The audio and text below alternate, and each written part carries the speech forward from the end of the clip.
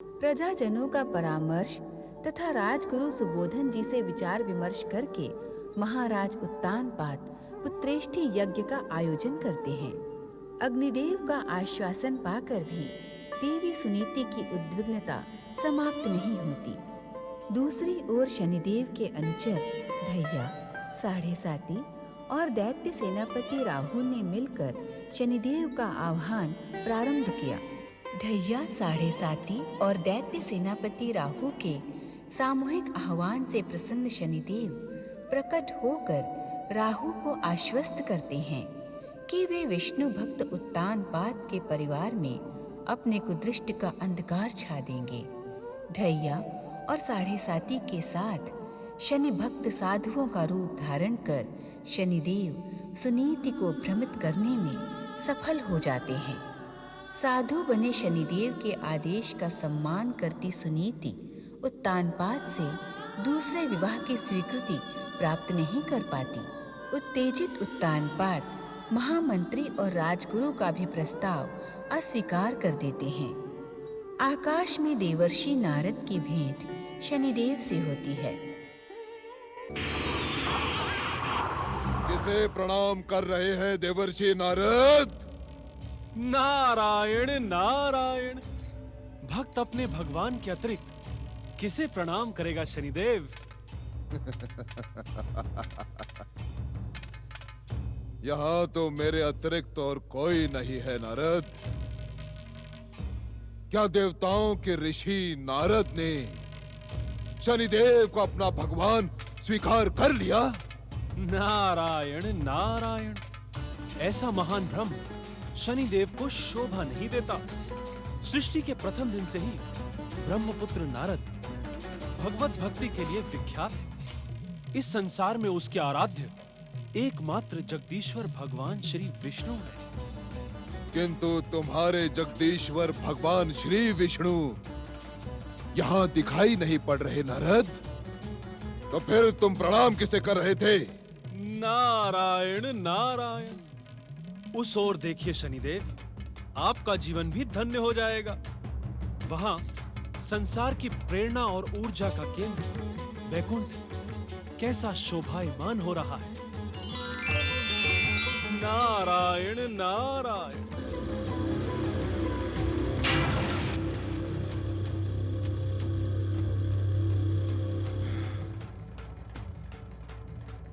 नारद, मुझे भ्रमित करने का दुस्साहस ना करो।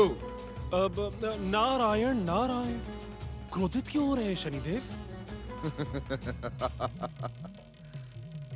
मैं तुम्हारी चतुराई से भली भांति परिचित हूं नारद। तुम्हारे को अपनी चतुराई से भ्रम में डाल देते हो, परंतु तुम्हारा ये नारद लीला का नाटक शक्तिशाली शनि को भ्रम में नहीं डाल सकता। नारायण नारायण, अहंकार की कुदृष्टि से वैकुंठ दिखाई पड़ेगा भी नहीं। ना ना ना नारद ना। शनिदेव शनिदेव, मैं आपका स्वर भली भांति सुन रहा हूँ। अपने सप्तम स्वर को कष्ट न दे। नारायण नारायण, यदि आपको वैकुंठ इस दिशा में न दिखे तो उस दिशा में देख ले।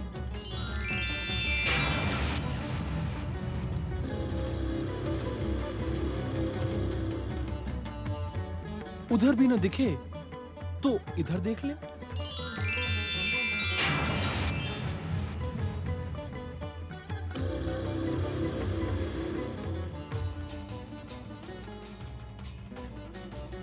और इधर भी न दिखे तो नारद के हृदय में देख ले।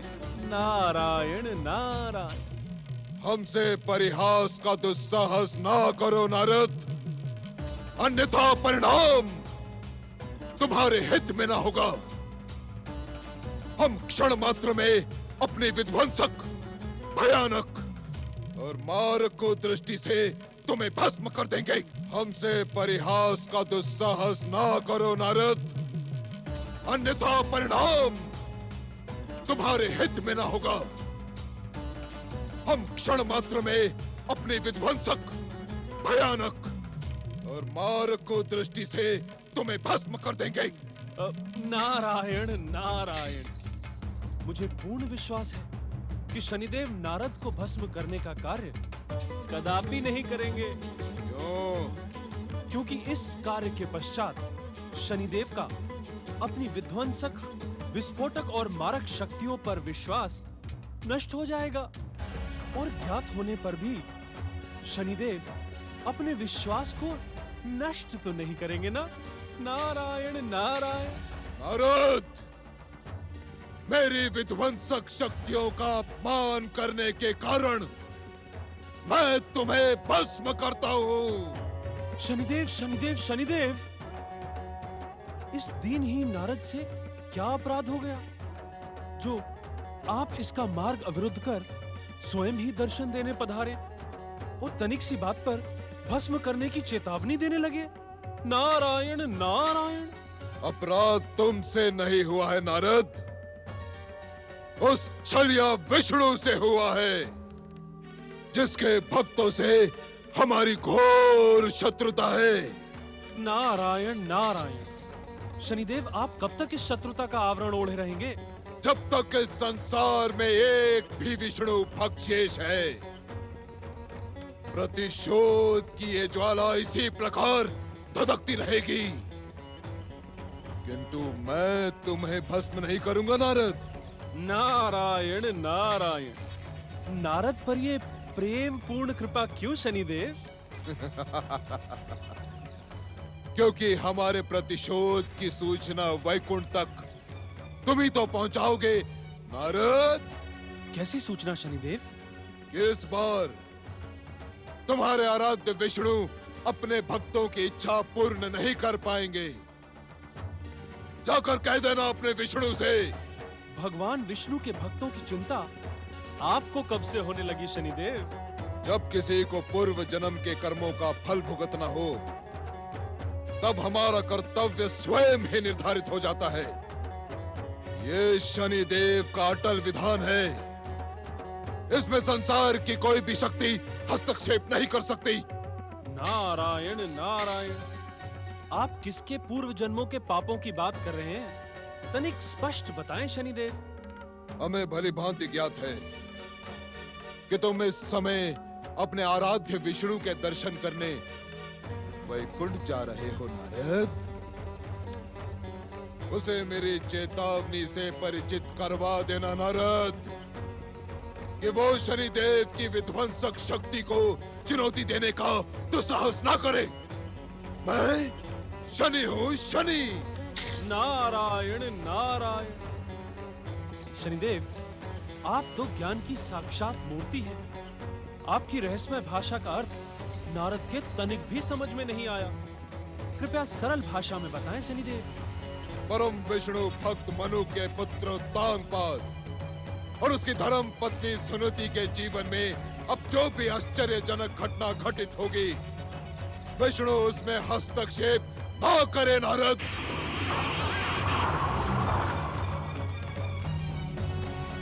नारायण नारायण।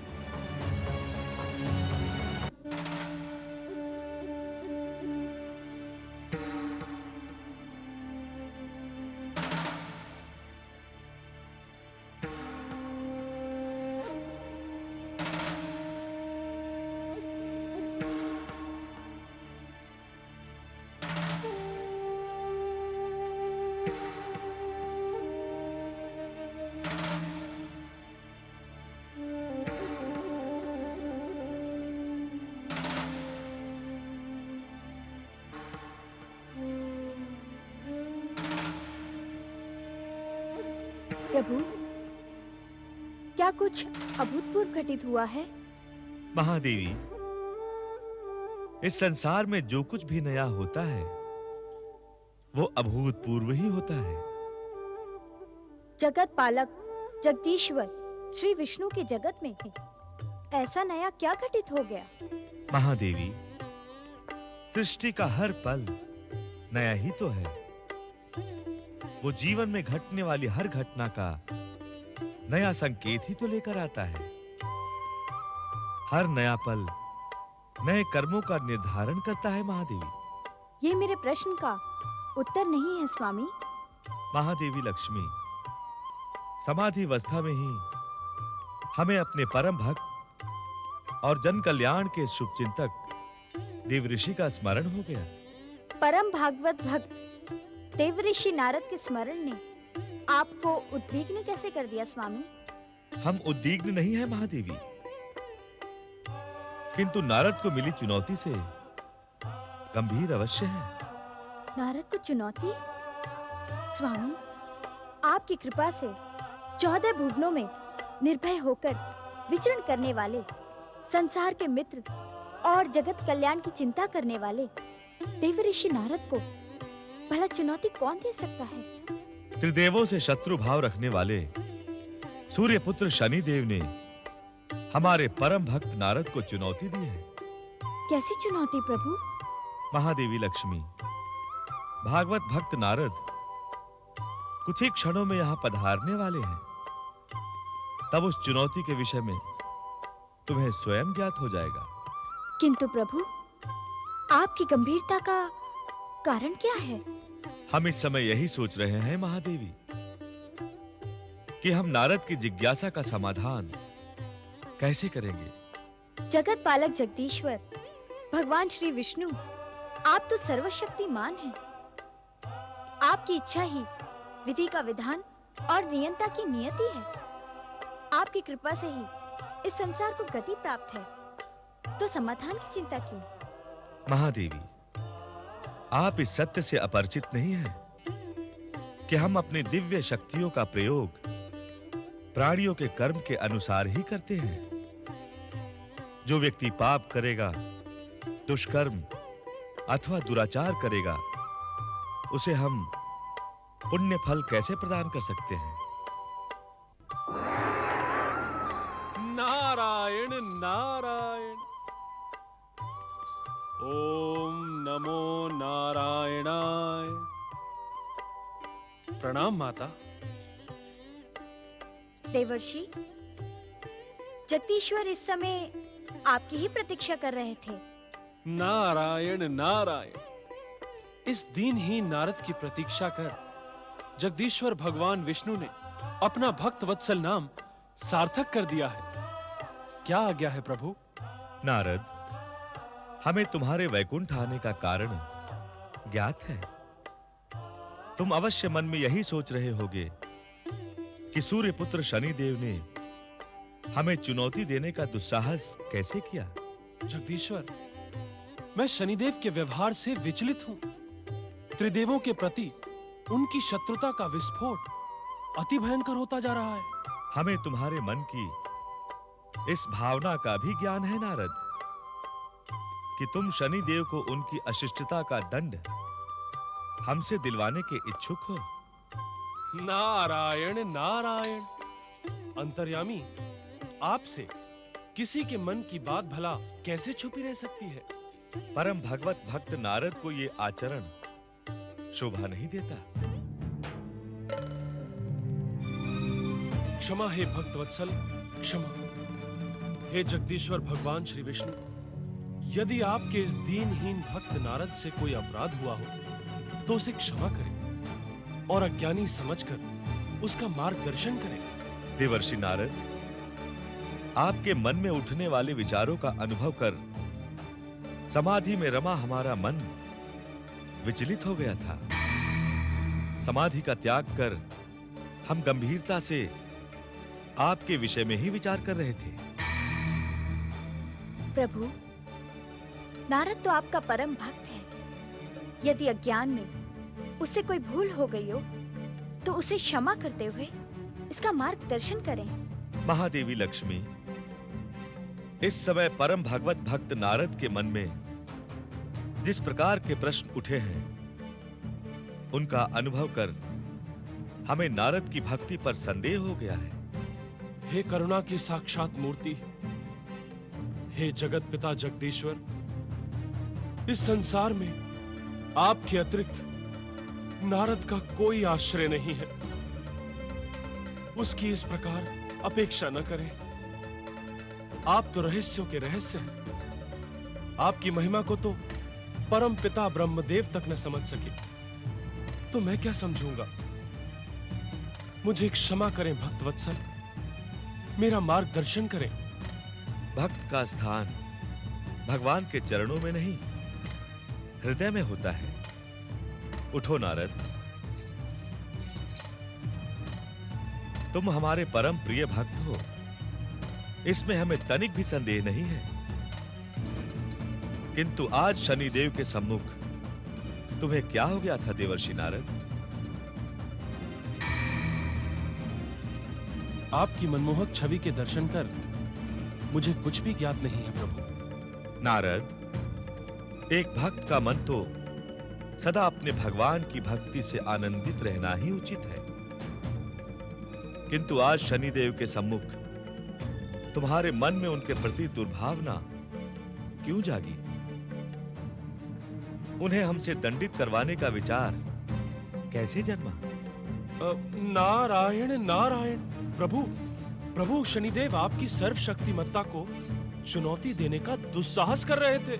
भक्त नारद, हमें ज्ञात है कि मेरे इच्छा संसार में मेरे द्वारा जीवन को प्राप्त अनेक प्राणी अपने अहंकार से भ्रमित होकर हमें छलिया कहते हैं, हमें देव प्रेमी और दैत्य शत्रु कहकर संबोधित करते हैं।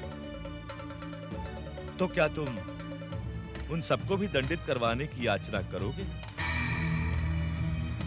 इसमें अनुचित क्या है प्रभु? दुष्ट को उसकी दुष्टता का दंड मिलना आवश्यक है। महादेवी लक्ष्मी, मेरे इस इच्छा संसार में हर जीव को अपनी इच्छा के अनुसार जीवन व्यतीत करने की पूर्ण स्वतंत्रता है।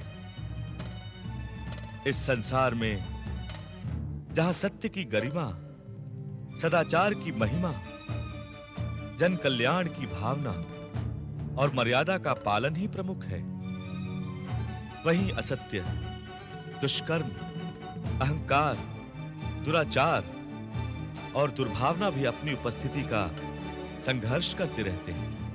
प्रभु, इन दुष्ट विचारों को तो सदा सदा के लिए समाप्त कर देना ही उचित होगा। महादेवी, सत्य की स्वीकृति के लिए असत्य का होना, धर्म की स्थापना के लिए अधर्म की उपस्थिति, सदाचार की भावना के लिए दुराचार की दुर्भावना न होगी तो सत्य की स्वीकृति, धर्म को मान्यता और सद्भावना की विजय कैसे होगी? प्रभु, मैं शनिदेव के स्वभाव से अपरिचित नहीं हूँ। अपने जन्म के प्रथम दिन से वे त्रिदेवों के प्रति शत्रु भाव रखते हैं। जब तब व्रत की महिमा बढ़ाने वाले महासम्मेलन में भी शनिदेव ने अपने पिता सूर्य और त्रिदेवों के अपमान का एक भी अवसर नहीं छोड़ा।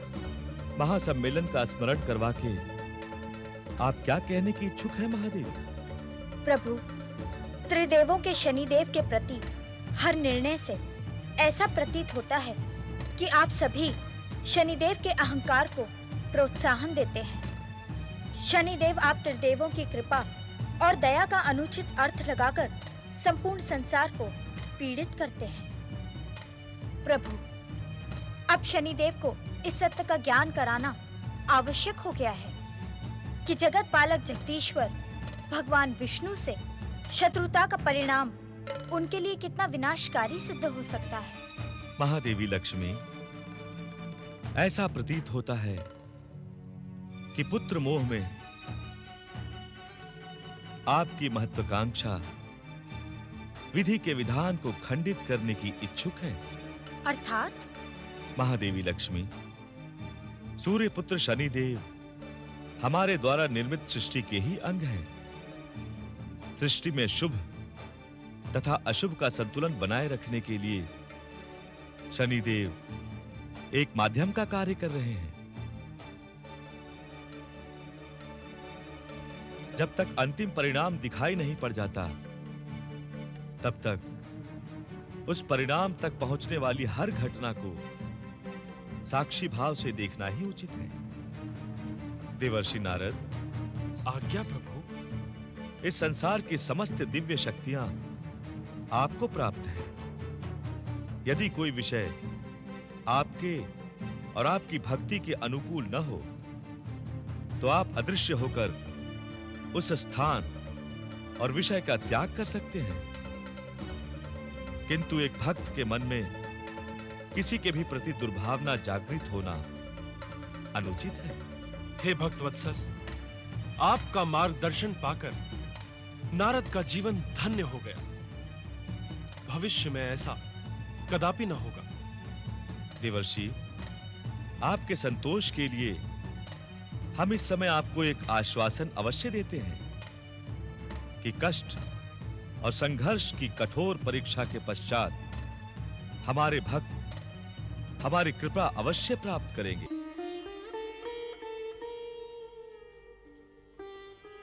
ओम नमो नारायणाय। आपके भक्त आपके ही आश्रित है प्रभु। मैं अपनी व्यथा के लिए आपको कष्ट देने की इच्छुक नहीं हूं, किंतु आपकी कृपा के बिना एक पल भी व्यतीत करना असंभव है प्रभु, असंभव है।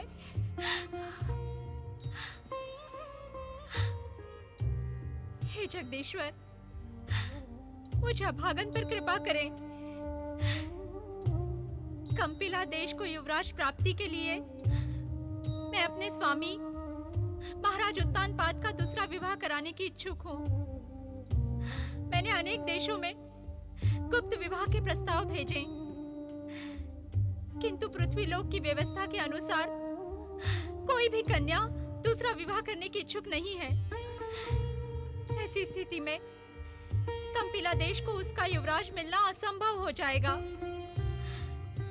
कृपा करे त्रिलोकीनाथ, दया करे, दया करे, कृपा करे त्रिलोकीनाथ, दया करे, दया करे।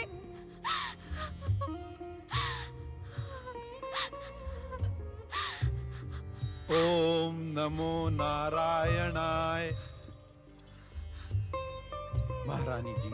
प्रणाम राजगुरु, मैं आप ही की प्रतीक्षा कर रही थी। क्या आप अपने अभियान में सफल हुए? जी महारानी जी, आपके आदेशानुसार हमने गुप्त रूप से महाराज के योग्य एक सुंदर एवं गुणवान कन्या खोज ली। कौन है वो भाग्यवती राजगुरु? महारानी, वो भाग्यवती वत्स देश की राजकुमारी सुरुचि है। क्या आपने स्वयं उससे भेंट की? महारानी जी, परंपरा तो यही है कि विवाह प्रस्ताव औपचारिक रूप से राज्य की ओर से भिजवाया जाता है, किंतु आपके आदेश का पालन करते हुए हमने राजकुमारी सुरुचि से स्वयं भेंट की और उनके मन को परखने का प्रयास भी किया। क्या है उसके मन में? मेरे प्रश्न का उत्तर दे राजगुरु। क्या है उसके मन में? आप मौन क्यों हैं? महारानी जी, राजकुमारी सुरुचि की स्वीकृति हमें स्वीकार नहीं है। अपनी बात स्पष्ट करे राजगुरु। महारानी जी, राजकुमारी सुरुचि को आपके अधीन रहना स्वीकार नहीं है। महाराज के विवाह के पश्चात वे स्वयं पटरानी बन के रहें, यह हम स्वीकार कैसे कर सकते हैं? किंतु राजगुरु, आप निश्चिंत रहें, हम और राज्यों में भी प्रयास कर रहे हैं और हमें पूर्ण विश्वास है कि राजकुमारी सुरुचि से भी उत्तम कन्या हम अवश्य ढूंढ लेंगे। कंपिला देश की स्थिति से आप अपरिचित नहीं हैं राजगुरु। न मैं प्रतीक्षा कर सकती हूँ, न मेरी प्रजा की व्यग्रता इस प्रतीक्षा को स्वीकार करेगी। महारानी जी, कभी-कभी परिस्थितियां इतनी भयानक हो जाती हैं कि अपने आराध्य पर विश्वास और प्रतीक्षा के अतिरिक्त मनुष्य के पास कोई दूसरा मार्ग नहीं होता। राजगुरु, आप हमारी स्थिति से अपरिचित नहीं हैं। पिताश्री व माताश्री के वानप्रस्थ जाने के पश्चात हमारे राजवंश में आप ही वरिष्ठ एवं अनुभवी है। मेरा मार्गदर्शन करें राजगुरु। महाराज मनुवंश के आराध्य जगदीश्वर भगवान श्री विष्णु की कृपा की प्रतीक्षा के अतिरिक्त हमारे पास अन्य कोई मार्ग नहीं है। किंतु मेरे पास एक मार्ग है। कौन सा मार्ग? आप स्वयं मेरे साथ वत्स देश चलें। मैं सुरुचि से भेंट करने की इच्छुक हूँ। महारानी जी, आपका सुरुचि से भेंट करना उचित नहीं है। स्थितियां कभी-कभी उचित अनुचित का विचार करने का अवसर नहीं देती। आप इतना अधिक निराश क्यों हो रही हैं महारानी? आपसे भेंट होने और सुरुचि का प्रस्ताव मिलने से पूर्व मैं अवश्य निराश थी, किंतु अब मैं उत्साहित हूँ। सुरुचि से मिलकर मैं किसी भी प्रकार उसे अपनी सौत बनाकर ले आऊंगी। मुझे इस समय मात्र आपके संरक्षण की आवश्यकता है। ये आप क्या कह रही हैं महारानी? महाराज को पता चलेगा तो अनर्थ हो जाएगा। आपको मेरा अनुरोध स्वीकार करना ही होगा राजगुरु, और इस बात की सावधानी रखें कि हमारे गुप्त अभियान की सूचना महाराज तक ना पहुंचे।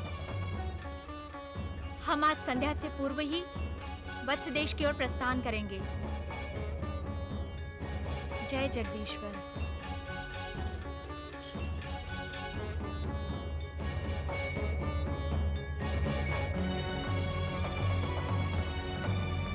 महारानी सुनीति, आप हमारी महारानी नहीं, साक्षात देवी हैं। माँ देवी, मैं आपको प्रणाम करता हूँ। आपके दृढ़ आत्मविश्वास और सदाचार के सन्मुख वत्स देश की राजकुमारी सुरुचि को झुकना ही पड़ेगा। जय जगदीश।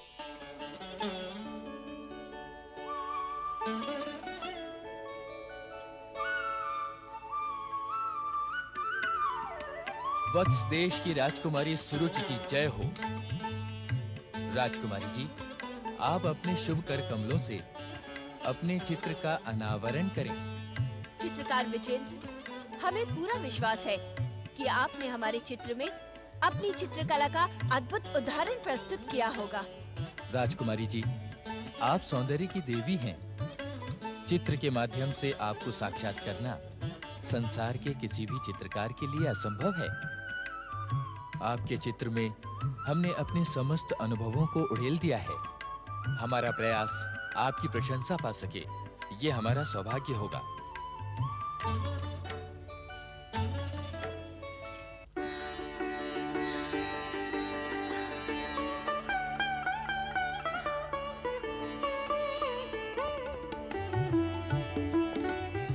चित्रकार विजेंद्र, हमने तुम्हारी जितनी प्रशंसा सुनी थी उससे अधिक तुम्हें पाया है। राजकुमारी जी, आपके चित्र को देखकर ऐसा प्रतीत होता है जैसे आप स्वयं ही इस चित्र में समा गई है। हाँ राजकुमारी जी, मुझे ऐसे लग रहा है जैसे आपकी मधुर वाणी में ये चित्र अभी बोल पड़ेगा। दासी, विजेंद्र जी को अपने साथ ले जाकर राजकोष से इस चित्र का इच्छुत भुगतान करवा दो। जो आज्ञा राजकुमारी जी। राजकुमारी जी, हमने आपका चित्र किसी लोभ अथवा पारिश्रमिक के लिए नहीं बनाया, अपितु आपकी कृपा और प्रशंसा प्राप्त करने के लिए बनाया है। चित्रकार विजेंद्र, हम वत्स देश की राजकुमारी है। हमारी प्रजा होने के कारण हमारी कृपा सदा आपको प्राप्त है। हम किसी से कोई भी वस्तु बिना मूल्य दिए स्वीकार नहीं करते। आप कृपया राजकोष से अपना इच्छुत भुगतान ले लें। जो आज्ञा राजकुमारी जी।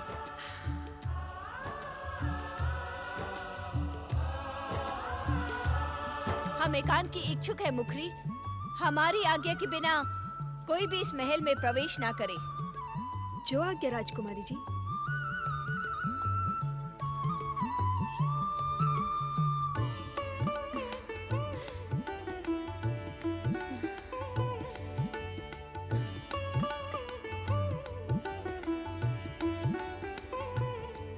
राजकुमारी सुरुचि की जय हो। किसने बुलाया तुम्हें यहाँ? मेरे एकांत में बाधा डालने का दुस्साहस तुमने कैसे किया? राजकुमारी जी, एक महान ऋषि अपने 2 चेलों के साथ आपसे भेंट करने पधारे हैं। मुझसे भेंट करने? तुमने उन्हें महल में आने क्यों दिया? वे तो हर हर महादेव। बम बम भोले। हर हर महादेव। हर हर भोले। हर हर महादेव। राजकुमारी सुरुचि, हम सिद्ध योगी हैं। कहीं प्रवेश करने के लिए हमें किसी की आज्ञा की आवश्यकता नहीं पड़ती। ऋषिवर स्वयं तुम्हें तुम्हारा भविष्य बताने पधारे हैं। इन्हें प्रणाम कर अपना हर दुर्भाग्य सौभाग्य में परिवर्तित कर ले राजकुमारी। हर हर महादेव। प्रणाम ऋषिवर।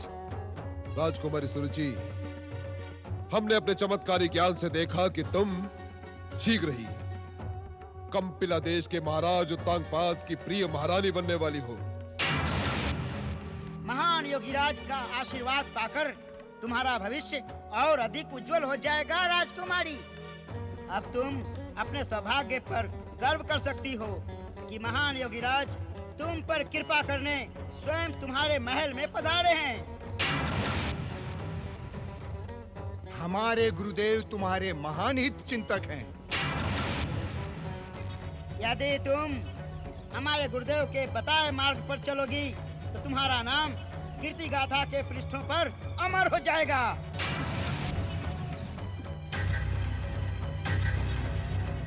हर हर महादेव, हर हर महादेव। राजकुमारी सुरुचि, इस समय हम यहाँ तुम्हें सावधान करने आए हैं। सावधान? हाँ हाँ, सावधान। सुरुचि, महाराज उत्तानपाद की पहली पत्नी सुनीति तुम्हें अपनी सौत बनाने के लिए अधीर हो रही है। वो शीघ्र ही तुम्हारे समीप आएगी। ये आप क्या कह रहे हैं? हर हर महादेव।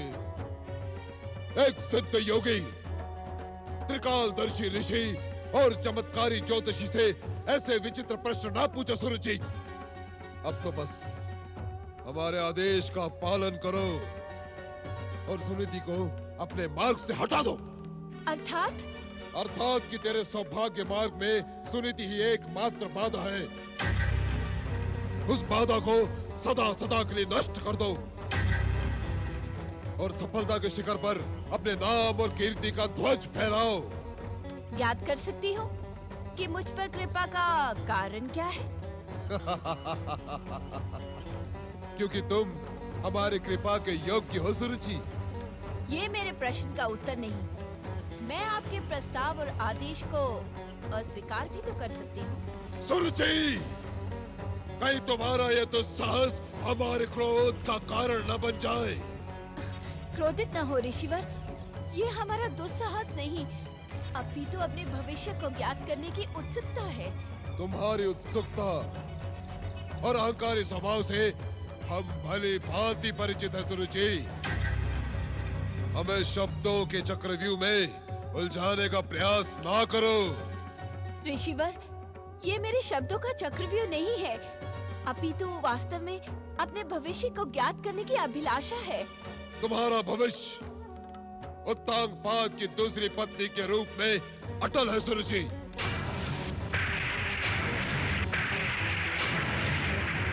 इसे संसार की कोई भी शक्ति परिवर्तित नहीं कर सकती। हमारी कृपा के बिना तुम उत्तानपाद से विवाह करके उसकी पहली पत्नी सुनीति के अधीन रहोगी। मुझे किसी के अधीन रहना स्वीकार नहीं, किंतु आपसे एक प्रश्न पूछ सकती हूँ? हर हर महादेव, हर हर महादेव। उत्तानपाद के साथ हमारी कोई शत्रुता नहीं, किंतु तुम पर और वत्सदेश के राजकुल पर हम प्रसन्न हैं। यही तुम पर कृपा करने का कारण है सुरुचि। हम आपके आदेश पर अवश्य विचार करेंगे ऋषिवर। राजकुमारी सुरुचि, यदि तुमने हमारे आदेश का पालन न किया तो हमारा क्रोध सर्वनाश की काली छाया बनकर तुम्हारे सौभाग्य को नष्ट कर देगा। इसीलिए सावधान, सावधान।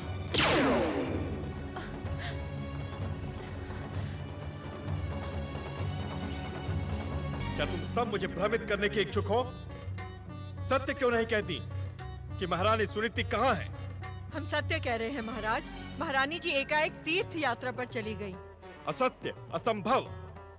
हम महारानी के स्वभाव से भली भांति परिचित है। विराज के उद्यान तक में तो बिना हमारी आज्ञा के गमन नहीं करती, फिर तीर्थ यात्रा पर कैसे चली जाएंगी? हमारी बात पे विश्वास कीजिए महाराज।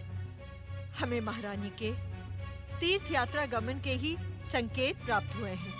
हमें इससे अधिक कुछ याद नहीं। हमें क्षमा करें महाराज। आज्ञा महाराज। क्या तुम्हें भी महारानी सुनीति के विषय में कुछ भी ज्ञात नहीं? वो तीर्थ यात्रा पर गई है, इससे अधिक कुछ नहीं। महामंत्री सुदत्त को शीघ्र हमारे सन्मुख उपस्थित किया जाए। क्षमा हो महाराज, महामंत्री जी राजधानी में नहीं है, प्रजा का निरीक्षण करने गए हैं। एकांत!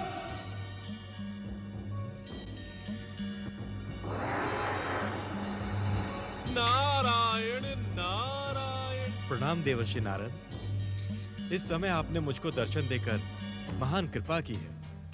आप सदा ही हमारे कुल पर कृपालु रहे हैं। नारायण नारायण। आप तो दिव्य ज्ञानी हैं देवर्षि। कृपया बताएं कि हमारी महारानी सुनीति इस समय कहाँ गई हैं? हम उनको लेकर व्यथित हो रहे हैं देवर्षि। नारायण नारायण। महाराज उत्तानपाद, मैं दिव्य ज्ञानी से अधिक अपने आराध्य जगदीश्वर भगवान विष्णु का भक्त हूँ। उनके इस इच्छा संसार में ऐसा कुछ भी घटित नहीं होता जो उनकी इच्छा के विपरीत हो। किंतु देवर्षि, यदि मुझे महारानी के विषय में कुछ ज्ञात होगा भी तो इस समय मैं आपको बताऊंगा नहीं। नारायण नारायण। ऐसा क्यों देवर्षि? क्योंकि इस समय मैं आपको सचेत और सावधान करने के लिए उपस्थित हुआ हूँ महाराज उत्तानपाद। सचेत? सावधान? किस कारण? क्या कुछ ऐसा घटित होने वाला है जो हमारे लिए शुभ न हो देवर्षि? नारायण नारायण। महाराज उत्तानपाद, सूर्यपुत्र शनिदेव आपके अग्रज महाराज प्रियव्रत की शत्रुता का प्रतिशोध आपसे लेने के इच्छुक हैं। महाराज उत्तानपाद, संकट की इस घड़ी में धैर्य ही आपकी सफलता का मूल मंत्र है। आप और आपका परिवार शनिदेव की कठोर परीक्षाओं से भयभीत न हो, यही संकेत देने के लिए हम इस समय यहाँ प्रकट हुए हैं। देवर्षि, जिन्हें जगदीश्वर भगवान श्री विष्णु की कृपा प्राप्त हो, वे किसी भी कठोर परीक्षा से भयभीत नहीं होते। नारायण नारायण।